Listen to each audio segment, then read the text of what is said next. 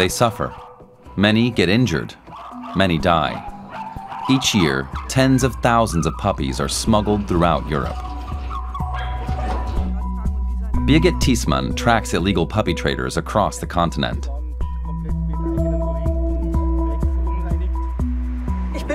I've been physically attacked, and of course there have been threats and the like. That's just part of the job.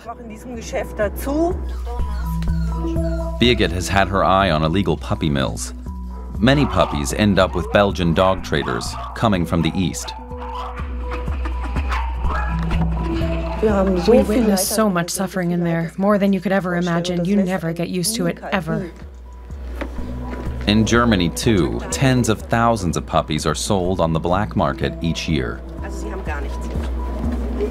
You don't have an EU pet license, no contract, not even a chat history to show. You don't have anything other than these dogs.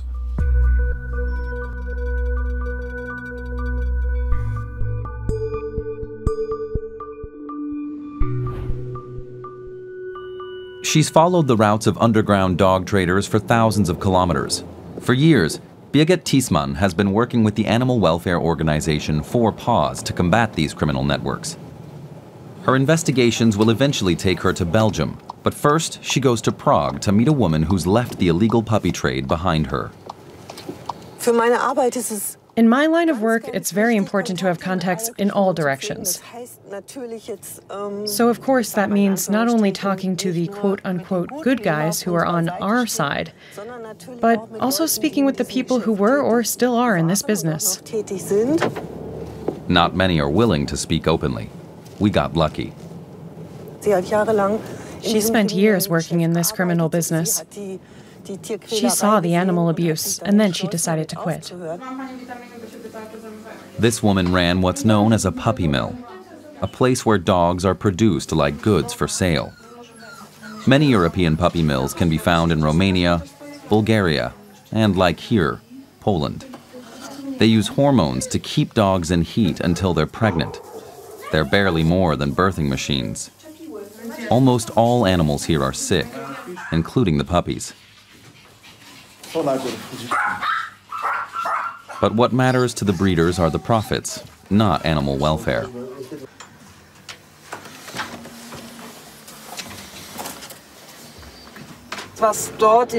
You can't compare what happens in those puppy mills with ordinary breeding. Legitimate breeders keep a close eye on their animals' health and work to prevent inbreeding. That doesn't happen in these mills. Everyone in the scene knows Birgitt, but that's not the case for her colleague, who's asked to be named Zara. She doesn't want to be recognized. Zara is usually the one to find suspicious offers online. Zdenka Kulkova used to be an underground breeder. She knows the business well. At one point, she couldn't take the brutal way that dogs were being treated anymore, she says. So she decided to take up the fight instead. She's found a new breeding center near Prague. This is exactly the kind of information that Birgitt came here for.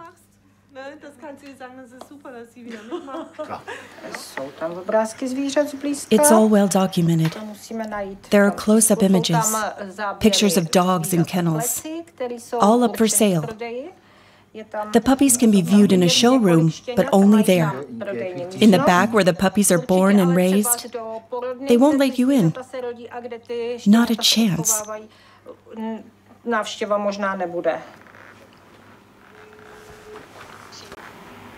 Hello. Hezký dobrý den vám přeju. Danush is a Czech animal rights activist. She calls the breeder, saying that Birgitt is interested in buying a puppy. But the breeder is wary. She told me to call back later. She's very, very cautious.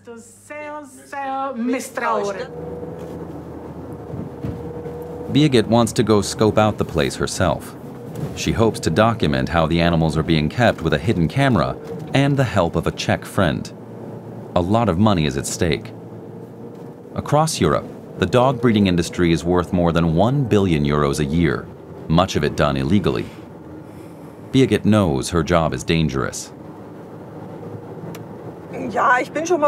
I've been physically attacked, and of course there have been threats and the like. That's just part of the job. But I think you need to be able to handle situations like that, and I can deal with it just fine.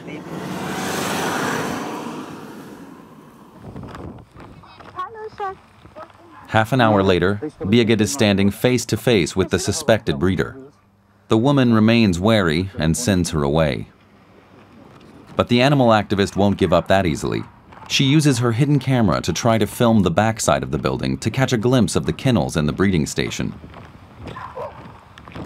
But it's no use. Meanwhile, Zdenka, the former breeder, is grooming Sherry in her Prague dog salon. She says she kind of fell into the illegal puppy trade. After moving to a small village, she was struggling and didn't have a lot of cash, until one day, an opportunity arose. Back then, a Doberman puppy sold for about 3,000 korunas, and I owned Dobermans. So I had my female covered, and the profits I made from selling the puppies was enough to finance my living and breeding costs. But after 3 dogs or more, I couldn't go to work anymore, because I was busy taking care of them. And that's how it all happened.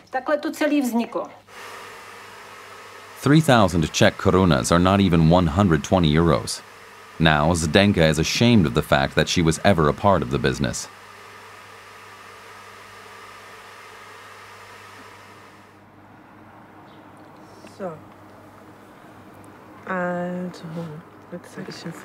Birgitt and Sarah are heading to the German-Czech border. Along the way, they review the video footage they captured of the newly discovered puppy mill. That's so high-tech. Oh yeah, it's all high-tech. They've got cameras everywhere, and then we rang the bell and she wouldn't open the gate. It was a good day for the animal activists. They're sure this new information will be useful to them at some point.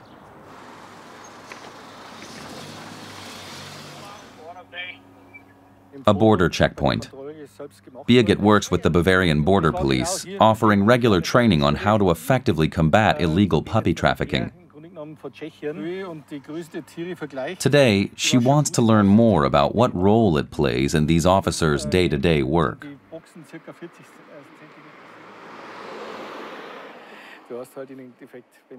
Right here is where the border police uncovered the smuggling of 5 puppies and 1 adolescent dog from Romania just a month ago. The animals weren't doing well.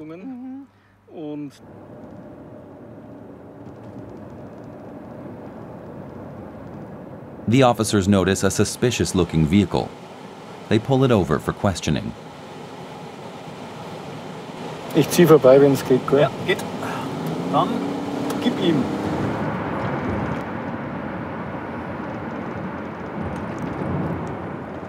They don't find any puppies in the car, but the family dog is traveling without an EU pet passport.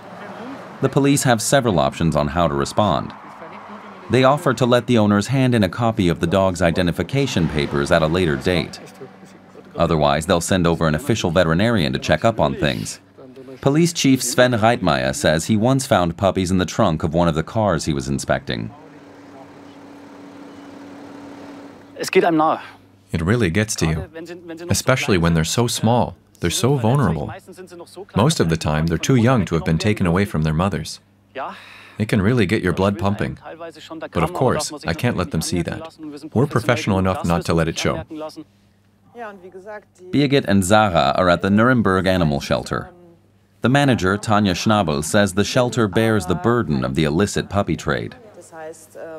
In the past 6 months, she's had to turn away confiscated puppies 3 times, simply because her shelter was already full. Ever since the coronavirus pandemic, the situation has become dire in Germany's animal shelters. Birgitt says she's seen full kennels all across the country. During lockdown, many people bought a dog, often from illegal businesses, and then gave them up. The shelter also takes in trafficked dogs.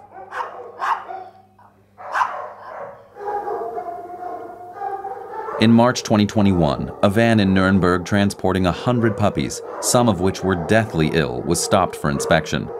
The animals were from Eastern Europe, on their way towards Belgium. All the dogs were successfully confiscated, quarantined, vaccinated, dewormed, chipped, and then placed in homes. Only one didn't make it.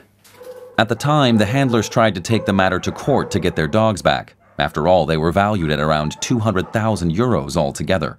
The handlers weren't successful, but the shelter was very worried for the puppies placed in their care. The thought alone is simply horrifying to us. And I find it unacceptable that politically, we can't find a way to automatically seize ownership as soon as it's determined that someone is transporting puppies that are still too young. Period. In the Nuremberg animal shelter, the staff frequently face the despair of caring for puppies that are deathly ill. But what Tanja Schnabel has never seen before is where these trafficked animals end up. But Birgitt and Sarah have been there, visited dubious Belgian dog traders, and filmed everything with their hidden camera. All right, I'm curious. Let's see it.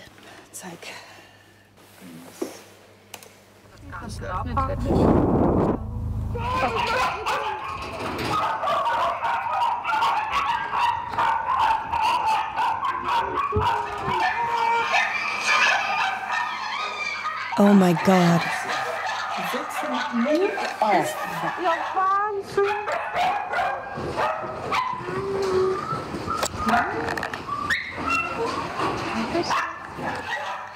And visitors are still allowed in there?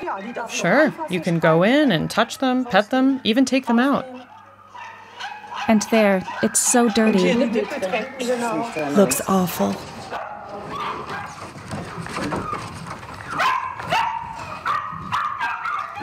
Look, see that? All clogged up.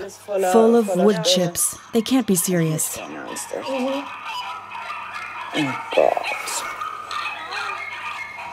Just look at that.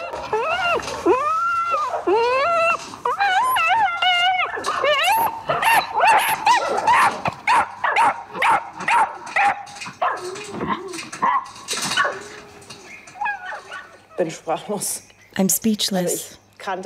I must say I wasn't aware of the conditions they were being kept in. I had only seen the websites and what they present there. And those are mostly all done up, with enclosures and grass, so I thought that those places would at least keep up appearances in real life. I can't understand why anyone would buy a dog there and support this. Birgitt has visited these Belgian dog traffickers before, but she never gets used to the terrible conditions she finds there. You never get used to it. We see sick animals, genetically deformed animals, dying animals, and animals that are suffering terribly. We see all sorts of things. And we've witnessed so much suffering there, more than you could ever imagine. But you never get used to it, ever. I honestly have to say, every time I go over there, I know I need to brace myself. Otherwise, it would completely overwhelm me. The Nuremberg Animal Shelter is currently caring for 49 dogs. The manager is convinced that the illicit puppy trade will continue to worsen. Just looking at how things have developed in this shelter over the years has me very worried that things are only going to get worse, not better. We've been educating the public and raising awareness for years, and in spite of it all, everybody still goes out and gets a dog at one of these places. The following morning, Sarah shows Birgitt the next potentially criminal puppy sale she found online. The two are on the lookout for puppies the state can impound, but as soon as Sarah casually asks to see a vaccination certificate, the prospective sellers hesitate.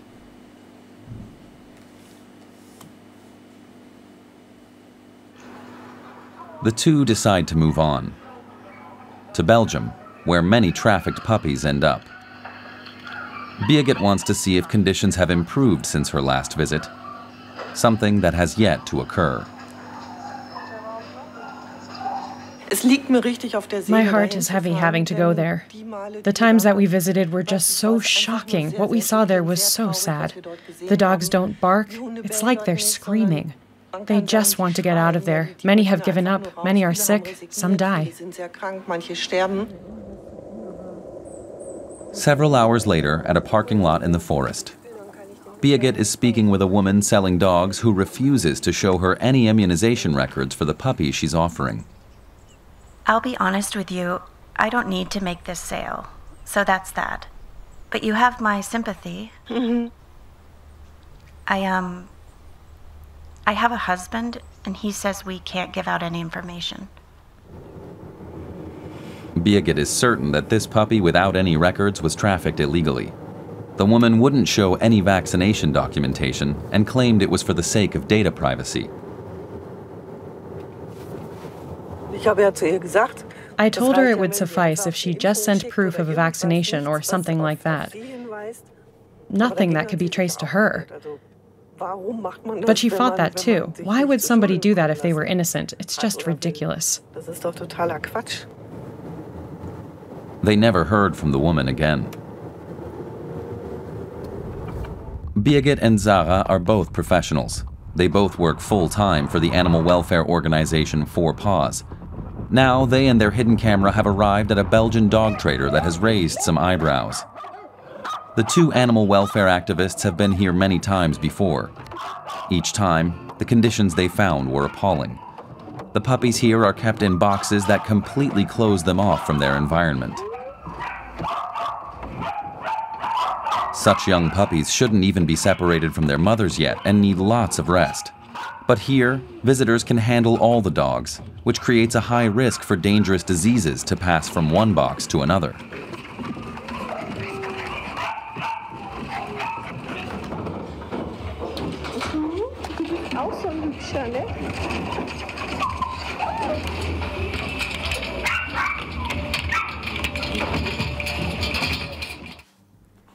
That evening, they sat down with a friend, the veterinarian Birgitt Thiesmann, to try and diagnose the dogs they were able to film.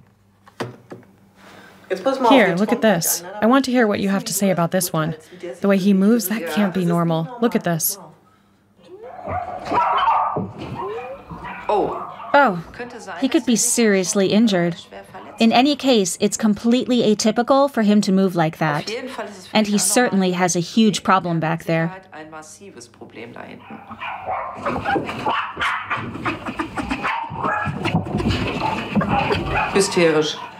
What that dog is doing is definitely the result of a behavioral disorder.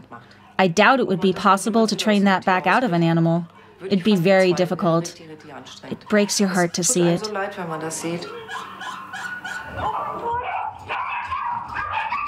The vet draws a damning conclusion for the dogs, their health, and their behavior.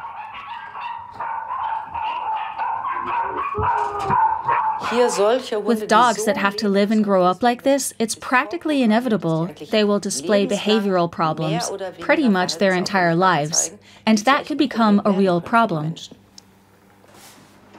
The next morning in Hattersheim, the vet Birgitt Thiesmann has to deal with the fallout of illegal puppy trafficking on a near-daily basis. Daisy and Barney both came from an Eastern European breeding station and were smuggled into Germany. Their owner found them online. The sad fate of these two Maltese is depressingly common. Both were a classic case of illegal puppy trafficking, and when they got here, neither one of them was healthy. I think they both had massive diarrhea, if I'm not mistaken. That's a classic problem, a loose kneecap that keeps getting dislocated. Birgitt is here to talk to Kirsten about an impoundment they've planned for tomorrow. And while she's here, she might as well help out. Birgitt, could you give us a hand? Could you just hold the dog in place from the back, and the owner can stay in the front with them?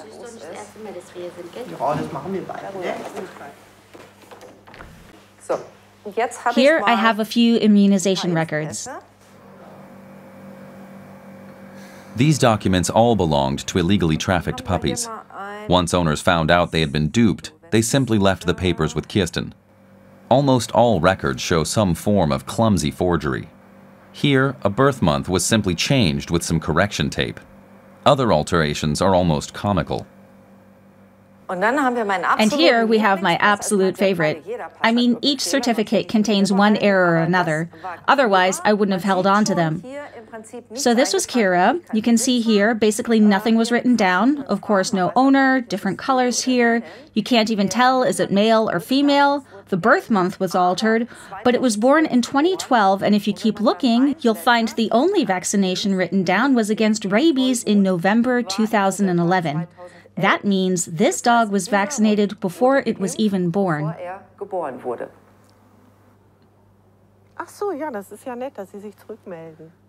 Zara found 2 French Bulldog puppies for sale online.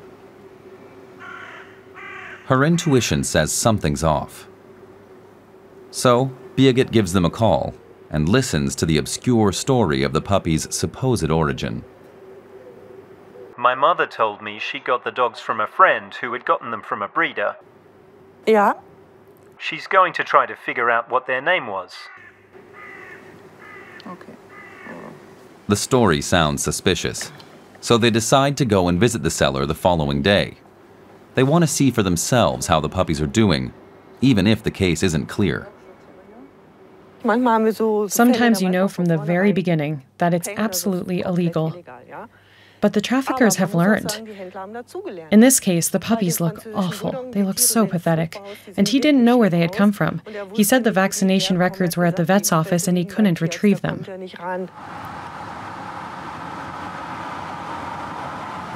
The following day, Birgitt and Zara hit the road once again to check on the French Bulldog puppies near Frankfurt.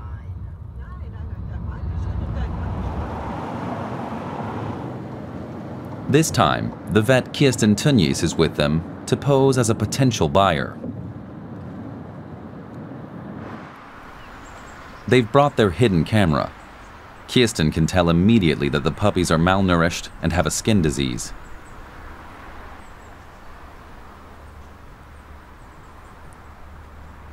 A woman claiming to be the mother of the seller says they got the animals from an acquaintance who had gotten them from a breeder. She says she unfortunately doesn't know the name of the breeder. They tell them they're just heading out to take out some cash to complete the sale.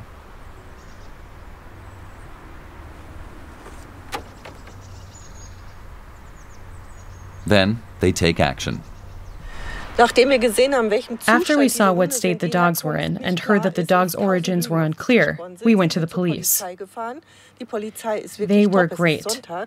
They called the canine unit called the veterinary inspection office, and now everybody is on board. So we're going straight back to the seller. She's expecting us, but not with this kind of backup. A quick check-in with the police and the state veterinarian, and they're off to seize the puppies.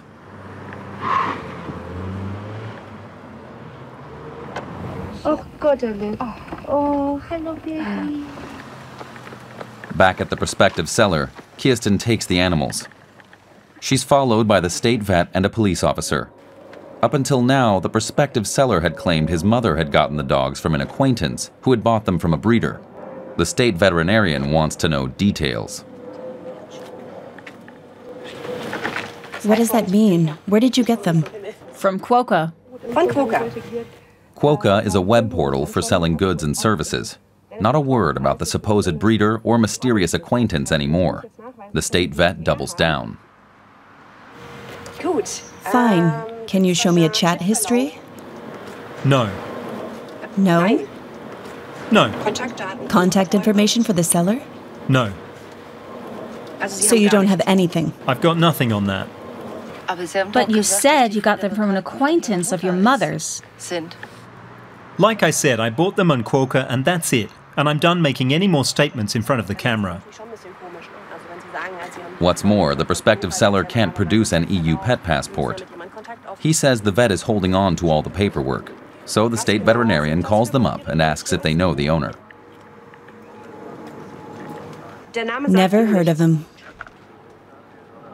Things are getting tight. If they find proof that he smuggled the dogs into Germany, he could face up to 3 years in prison. I understand and I respect that, but you can't prove that I bought them in a foreign country. You can't prove anything right now. You don't have an EU pet passport, you don't have a contract, you can't show any chat history. You have nothing other than these dogs. That's not enough right now. Plus, we just tried to find out what the vet knew, and as of now, the vet says he has no idea, so we've got nothing there either. Okay. You've got nothing. Sarah uses a special device to read the puppy's chips. Both are tagged with German chips, but that doesn't say much. Most illegal traffickers will smuggle dogs over the border without any papers. It's less incriminating for them to have no papers than for them to have foreign papers. That means they can take these puppies to the vet and claim they are their pets, and the vet will chip and vaccinate them, and that makes them German puppies, even though they were smuggled in. Soon, Birgitt, Sarah, and Kirsten will set out again to stem themselves against the rising tide of illegally trafficked puppies. At least for today, they were able to save these two.